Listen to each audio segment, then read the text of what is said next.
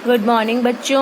आज मैं आपको क्लास 7th की हिंदी करवा रही हूँ, जिसमें मैंने आपको पार्ट 3 उपहार पार्ट का फर्स्ट पार्ट में मैंने आपको ये आधी कहानी समझाई थी।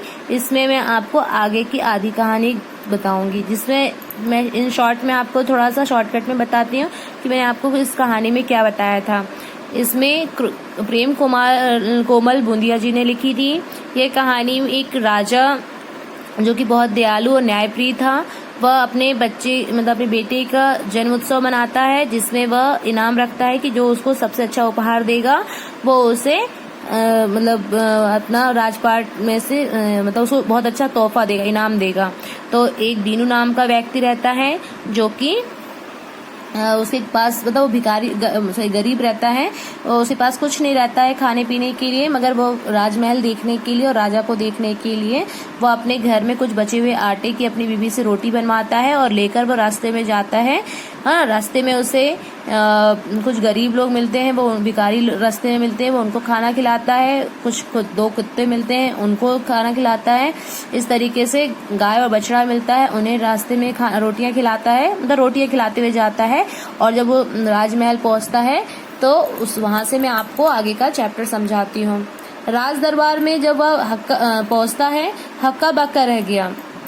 वहाँ पे भव्यता देखकर उसे अपने कपड़ों और अपनी रोटी पर शर्म आने लगी। वहाँ पे जाता है तो उसे अपने कपड़े और रोटी देखकर शर्म आती है कि इतने बड़े बड़े लोग सुंदर से सुंदर उपहार लाए थे राज दरबार में जगमग करते हुए। उसे शर्म आती है कि इतने सारे लोग आए हैं और इतने अच्छे अच्छे उपहार लेकर आए हैं, और उसे अपने उपहार के ऊपर थोड़ा सा वो लगता है, शर्माती। उपहारों का ढेर लग गया। दीनू ने अपना झोला कसकर पकड़ लिया और एक कोने में खड़ा हो गया, है ना। अचानक राजा की नजर उस पर पड़ गई। राजा ने कहा, भाई आगे आओ, तुम क्या उपहार लाए हो मेरे बेटे के लिए, और तुम्हारा नाम क्या है ना। वो बोलते हैं उसे दीनू से पूछते हैं कि भाई तुम इधर आओ, तुम्हारा नाम क्या है और तुम इस झोले में कौन सा उपहार लाए हो, है ना, तो मेरे बेटे के लिए। तो और उसका नाम पूछता है। दीनू सकचाता हुआ आगे बढ़ा। नम्र सुंदर कालीन पर उसके मैले पांव रखने में भी उसे संकोच लग रहा था, क्योंकि उसने कभी उस टाइप के कालीन पे पैर रखा नहीं था, सुंदर से मखमल वाले, है ना, तो उसे बहुत अजीब सा लग रहा था। राजा ने कहा, आगे आ जाओ, डरने की कोई बात नहीं है। दीनू आगे बढ़कर राजा को प्रणाम किया, बोला, हुजूर मेरा नाम दीनू है, यहाँ से 4 कोस की दूरी पर रहता हूँ। राजा ने कहा, लाओ क्या उपहार लाए हो, निकालो झोले से। वो उससे पूछते हैं कि क्या तुम कौन सा वो लेकर आए हो, निकालो झोले से अपना सामान, है ना, उपहार। दीनू ने सकचाते हुए झोले की रोटी निकाली और राजा के सामने रख दी। दरबार में उपस्थित सभी लोग खिलखिलाकर हंस पड़े। उसने झोले में से रोटी निकाली, उसको देखकर सब उसके ऊपर हंसने लगे। राजा ने कहा, सब खामोश रहें। फिर दीनू की तरफ हाथ बढ़ाकर रोटी ले ली और पूछा, है ना, फिर रोटी ले ली उससे और पूछने लगे, भाई दीनू, एक रोटी है मेरे राजकुमार का क्या होगा, है ना। उन्होंने पूछा कि मेरे बेटे का एक ही रोटी में क्या होगा। उसने रास्ते पर का सारा वृत्तांत कह सुनाया, उसमें रास्ते में जो घटना हुई थी सब बताया। हुजूर मुझसे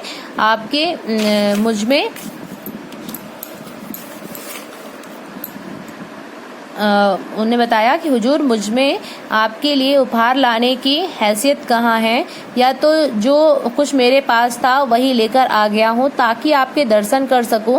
रास्ते में जरूरतमंदों को मैंने रोटी बांट दी। एक रोटी इसलिए बचा ली कि इसी के बहाने में आपके दर्शन कर पाऊंगा, है ना। कहने का सिर्फ वो रोटी लेकर आया था, क्यों, सिर्फ राजा के दर्शन करने के लिए, है ना। तो और रास्ते में जरूरतमंदों को बांटता हुआ आया था। राजा ने उसी कुर्सी पर बैठाया और सभी जनों के लिए ऐलान किया कि आज सबसे अच्छा उपहार दीनू लाया है ना। राजा ने ऐलान किया कि सबसे अच्छा उपहार दीनू ने लाया है। सोने चांदी की हमारे खजाने में भी कमी नहीं है। दीनू जो उपहार घर से लेकर चला है, उसमें रास्ते में जिन जिन भूखों को भूख इससे बुझाइए, उनकी दुआएं भी वह राजकुमार के लिए लाया है। अतः 10,000 स्वर्ण मुद्राएं।